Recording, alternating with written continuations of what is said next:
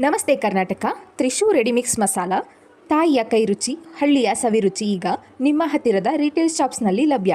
ನಾನಿವತ್ತು ತ್ರಿಶೂ ರೆಡಿಮಿಕ್ಸ್ ಮಸಾಲ ಬಳಸ್ಕೊಂಡು ಕಬಾಬ್ ಹಾಗೂ ಬಿರಿಯಾನಿ ಮಾಡ್ತಾ ಇದ್ದೀನಿ. ಕಬಾಬ್ಗೆ ಶುಂಠಿ ಬೆಳ್ಳುಳ್ಳಿ ಪೇಸ್ಟು, ಮೊಟ್ಟೆ ಮತ್ತು ಕಬಾಬ್ ಪೌಡರ್ ಹಾಕಿ ಚೆನ್ನಾಗಿ ಕಲಸಿಟ್ಟು 10 ನಿಮಿಷ ಆದಮೇಲೆ ಬಿಸಿ ಎಣ್ಣೆಗೆ ಹಾಕಿ ಡೀಪ್ ಫ್ರೈನ ಮಾಡ್ಕೊಳ್ಳಿ. ತ್ರಿಶೂ ಚಿಕನ್ ಬಿರಿಯಾನಿ ರೆಡಿ ಪೇಸ್ಟ್ನ ಹಾಕೊಂಡು ಬಿರಿಯಾನಿನ ಮಾಡ್ಕೊತಾ ಇದ್ದೀನಿ. ಅರ್ಧ ಕೆಜಿ ಚಿಕನ್ಗೆ ತ್ರಿಶೂ ಚಿಕನ್ ಬಿರಿಯಾನಿ ರೆಡಿ ಪೇಸ್ಟ್ನ ಹಾಕಿ ಕಲಸಿ 10 ನಿಮಿಷ ನೆನೆಯಕ್ಕೆ ಬಿಡಿ. ಹೇಗೆ ಪ್ರಿಪೇರ್ ಮಾಡಬೇಕು ಅಂತ ಪ್ಯಾಕೆಟ್ ಹಿಂದೆನೇ ಕೊಟ್ಟಿರ್ತಾರೆ, ನೀವು ಅದನ್ನು ನೋಡಿಕೊಂಡು ಫಾಲೋ ಮಾಡ್ಬೋದು. ಮೇನ್ ಸಜೆಷನ್ ಏನಂದರೆ ಯಾವುದಕ್ಕೂ ಉಪ್ಪು ಖಾರ ಸೇರಿಸೋ ಹಾಗಿಲ್ಲ.